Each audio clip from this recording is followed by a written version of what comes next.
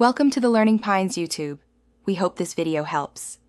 You start by holding the mirror with a stable grip and facing the sun. This is how you create a strong, controlled flash. Once done, pick a clear landmark or scan the sky so you know where to send the reflection.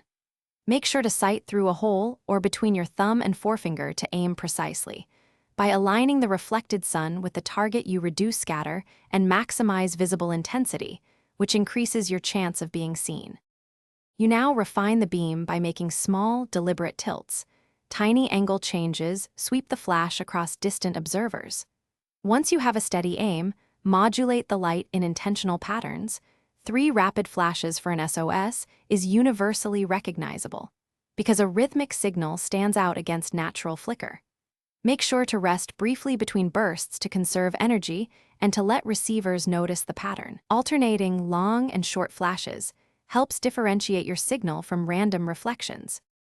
You finish by either holding the mirror steady or securing it against a branch to maintain continuous signaling.